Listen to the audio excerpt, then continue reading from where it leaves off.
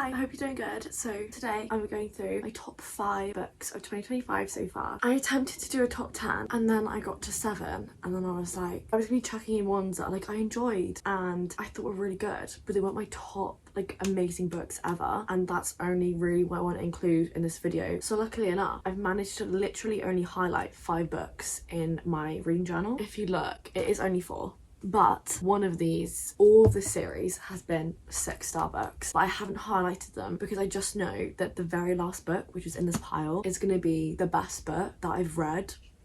I don't want to say ever because that's a lie. It's up there with the greats of like the amazing books that I've read. I'm so excited to talk about these books. I've ranked them, by the way. We're going to start off with number 5, and that is The Glass Castle by Jeanette. I almost dropped the book. This was heartbreaking. This is for anyone basically who has issues with their parents. I feel like you'll find this incredibly eye-opening, seeing it from a different point of view, like a different life obviously, but I think also you can take something very small from this, like some sort of similarity. This is a memoir. It's just basically her life, how she deals with parentification. I think that's the word, where your parents are incredibly childish, so you feel like you have to parent them and yourself at the same time, how that can cause resentment, but also when you still love them despite what they do to you, it creates this whole mess of emotions, and that was this entire book. But also it is just genuinely about her life. I thought it was so cool. You go from basically day 1 when she was younger and she gets taken to the hospital because she's 5 and was cooking and got injured. Bawled my eyes out at this, especially with the namesake. This is just an amazing book, incredibly well written as well, and my sister recommended this to me, and fun fact, I had to read it for my creative writing class for uni, which was fun. Next up, I feel like you can't ever do a top 5 or whatever of the year and not include a Throne of Glass book if you have read one that year, because they're just immaculate. The world building and all of the lore and fantasy elements are just incredible, and I think it's really fascinating the differences between this and A Court of Thorn and Roses, because they are both amazing to me but so incredibly different that like if you were to ask me to pick one of them, I physically could not. A Court of Thorn and Roses is like an amazing romantasy, like I'm sorry, the both of them stunning. It's an amazing series. That quote, "There you are, been looking for you," is something that like actually gets me, which is also kind of similar to Howl's Moving Castle. But yeah, but this is so much different. Like yes, it has romantasy, but its fantasy element is so much stronger. This one just happens to be one of my favorites so far because if you don't know me, I absolutely adore mermaid and pirate romances, especially dark romances. I don't know what it is about them. I think I either watched too much of the Pirates of the Caribbean when I was younger. I remember the Goonies was a massive thing for me, like the whole pirate ship scene. Maybe like that actually like really made me as a person, because I'm obsessed, like unhealthily obsessed. I mean, I loved H2O, I love Barbie Media, so I must be like all interlinked, right? This was like predominantly set at sea. It was so fun. There's a fight scene on the sea. There's multiple fight scenes on the sea. Then obviously also all the drama is really happening in this now, a lot more than we saw before, which is getting so much more exciting. But yeah, I can't really say anything else, I'm sorry, because it's all spoilers. Take this as your size. If you haven't read Throne of Glass yet, just okay. Next up we have From Lukov of Love, which I've spoken about a lot by accident. I'm very sorry for that. This is an amazing book, but I was told a million times throughout my entire life by my sister, Siobhan, you need to read this book, you need to read this book, you need to read this book. And I kept being like, okay, and I was thinking like it's gonna be like The Deal, it's gonna be like Icebreaker, it's gonna be like one of those. But this was insane. The in-depth descriptions and thoughts, feelings of competing for figure skating, but couples figure skating, was insane. It was one of the most eye-opening things I've ever read, and it's the one reason why I started doing so much more exercise, which I'll explain in a minute. Like this is actually like a completely eye-opening experience for me, and it's really changed me as a person. I'll explain in a minute, but this one and one of the others I'm gonna be talking about completely healed me in a time when I really needed it, and I feel like then I'm a little bit more biased, but I do also think these are incredible books. So yeah, obviously this follows, what are their names, Jasmine, and she has been figure skating for years and years since she was like maybe like 14, was it, something like that? And obviously she started quite old, but she's been working incredibly hard. She's incredibly amazing, but she always gets held back. So she was held back by her last partner who ditched her for another one, so she's just incredibly alone. She thinks like this is gonna be the end of my career, until one day her best friend's older brother, who's her biggest competitor, incredibly infamous. Like, he has his face plastered everywhere. He's won a million gold medals. He's incredibly talented, and basically he's asked her to become his couple's figure skater. And she's like, what? Like, why do you want me? Like, we hate each other. She's so skeptical, but she just thinks like, I need to do this because it's for my career. An amazing enemies to lovers. I just loved how they interacted. He was just like incredibly hot, but like obviously looks wise, like in my head he was hot, but also like his personality, slightly dominant, but also very like kind, very caring, and incredibly driven, like so driven. This made me fall in love with ice skating. Well, actually I say that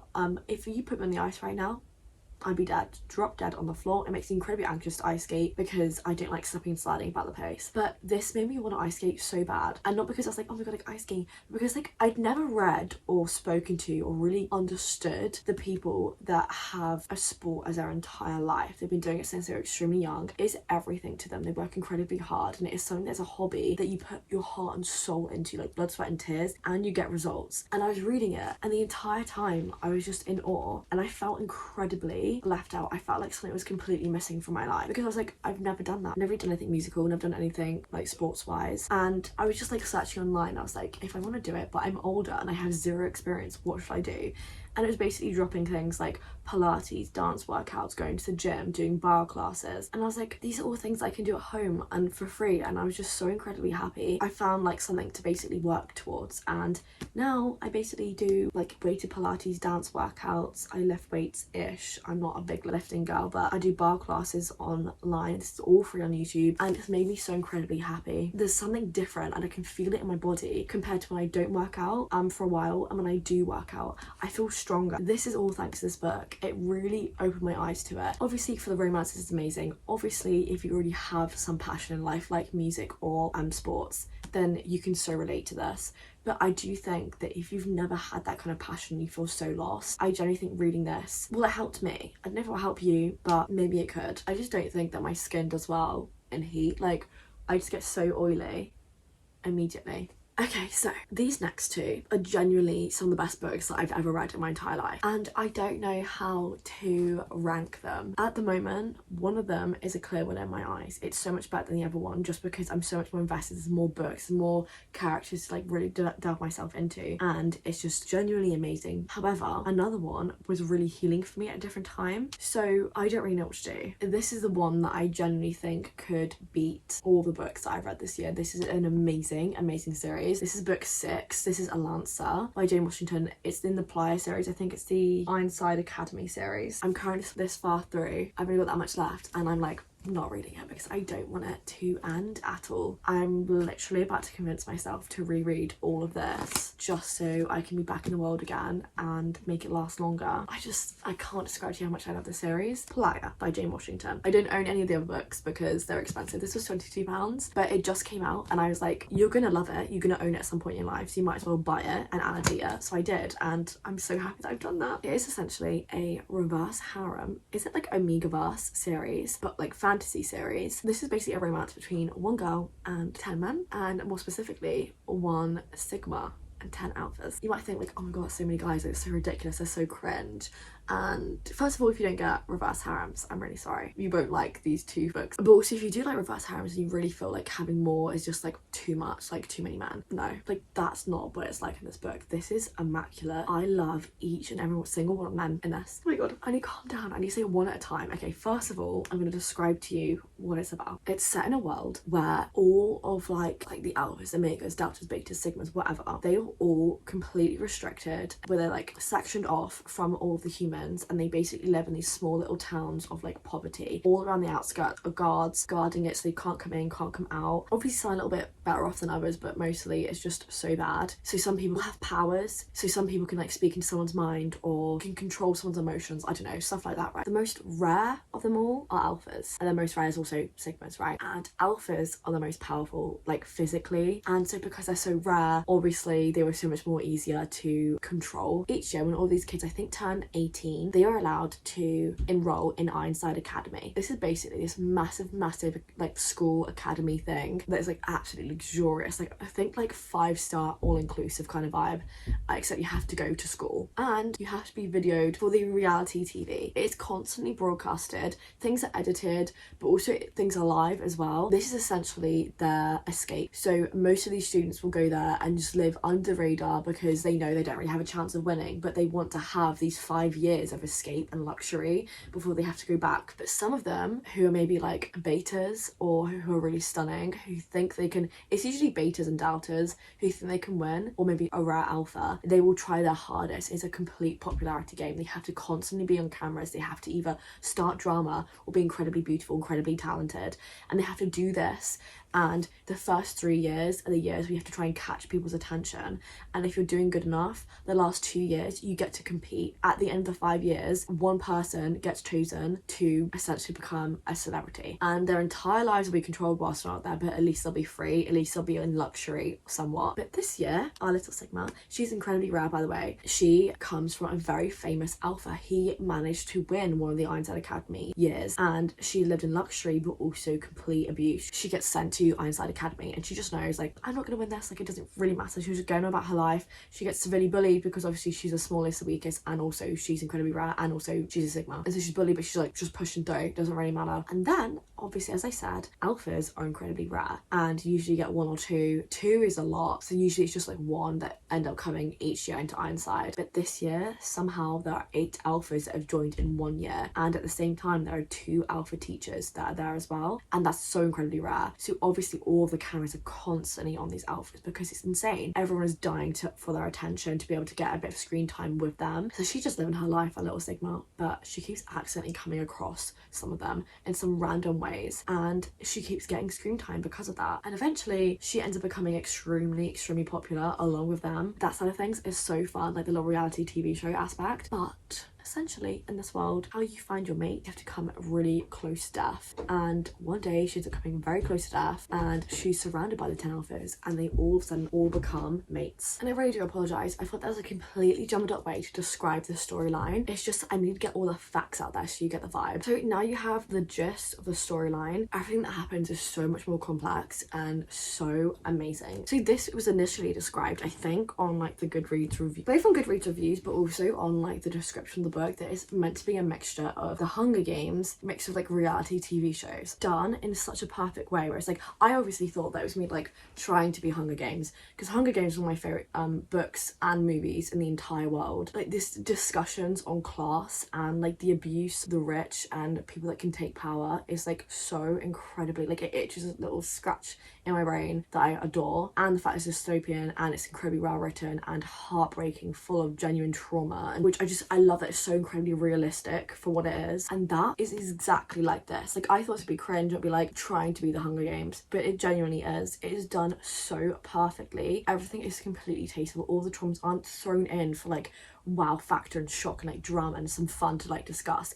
It's done with such depth and such emotion and such care that I feel like anyone can find similarities to nowadays in this. I just absolutely adore it. So basically how it relates to the Hunger Games kind of aspect is obviously the level of competition. You have to compete for popularity. The more books you get in, the darker it gets. It's not just simply, oh my god, like I'm talented, I can do this, like let's get camera time. It's a matter of like sending money back home to your poor families. It's a matter of there being underground, I don't know what to call them, clubs or whatever, where the rich can basically pay for any of these people's time. If you aren't protected by anybody, you just can be completely taken advantage of. It's just so dark in that level of things, and the way that the entire world is completely controlled and it's so difficult to escape. It's just done so perfectly. But then we also move on to the romance, and this romance is amazing. It's not the kind of fated mates where it's like no connection, no depth, just insta love, and it's just completely cringe, and you just see that like they love each other and they're so beautiful and amazing, but like you don't actually get along. There's no personalities, there's no depth, there's no love. It's just because you're mates. I hate books like that. But this is done so perfectly. None of them really like get together for like a very long time. It's just basically them bonding completely because of everything they all go through, but also because of how hard each of them work. They all just slowly start falling in love with her. I also love how she's done the professors. It's unlike anything I've ever read about professors. I think the closest it's ever come is maybe Pam Godwin. Maybe this is better than Pam Godwin's professors, and that's kind of scary to admit because Pam Godwin's my favourite author of all time. Mikhail, one of the professors, he's basically one big dad. He constantly takes care of each and every single one of his alphas, and obviously Isabel, making sure they're like fit enough, they're fed, they're drinking properly. It's just so incredibly sweet. Why have I forgotten his name? He's my favourite. Kaelan, right? Or even Mikhail's actually my favourite too. I don't know, the other one, Caden, I think. Again, he has that like reservedness, that like really calm dominance, and it's just amazing. He's more calculating than anybody else. I would say he's kind of like a dad, like Mikhail, but Mikhail's more caring and more involved, whereas Caden does things more from behind the scenes, but he still cares just as deeply. I can't go through all of them, but all the men are extremely immaculate, unlike any man I've ever read. Like, you know when you read a romance book and you're like, oh my god, wow, that was the best love interest I've ever read about my entire life. Like, how am I going to move on? How am I going to go compete with that? Imagine that, but times 10. How am I meant to move on and find anyone as good as these men? It's gone to the point where I've genuinely convinced myself that each year I need to reread this series, because otherwise I don't think I'll be able to cope as a reader anymore. It has a lot of really intelligent discussions on media consumerism. Sorry if I spoke about that way too much. I just really need to sell you on it. It's going to be the next thing that I won't stop talking about, and I will forever make anybody read this if you like reverse harem. Next up, the number one, but I feel like this is kind of number two, is Hills of Shivers and Shadows by Pam Godwin, and you probably heard me talk about this a million times, and I completely apologise. It is an amazing book. I sadly do not own this series because, again, it's the case of it's £22. Hopefully going to get around to owning Hills of Shivers and Shadows next month. That's my plan. I'm buying the first two next month. Delves so much into trauma and finding love through trauma as well. It was done so perfectly. So it's basically about this girl called Frankie. How do I even remember her name? That's so good of me. And she's married to this rich, gorgeous man. He's a classic Pam Godwin man. He is incredibly rich. I think he's like a billionaire. He has his own little island in Alaska. Something happens and she's incredibly upset, and she's like, right, we need to discuss this. When you come back from work, you have to discuss this, and if you don't, then like I'm leaving you. And he doesn't come back from work, so she packs up all of her stuff and she leaves behind her ring, phone that he bought her, stuff like that, and she's ready to go until there's this guy standing behind her, and he kidnaps her and he drugs her and he takes her onto his boat and then onto his plane, basically flies her to the middle of nowhere in Alaska, to the point where she thinks they've gone as far as Russia. Like, she's so confused as to where they are. It's complete wasteland. I think 500 miles either side of this like mansiony weird log cabin house that he brings her to, all full of nothing, okay, other than just like dangerous animals. There's nowhere to run, there's nowhere to hide, and she can see this as she's flying over. She's like, what the hell, where am I? When she's like flying there, he's like, you're a present to my sons, and she's thinking like, oh my god, like 2 little children, this is so weird. And then she gets there and she sees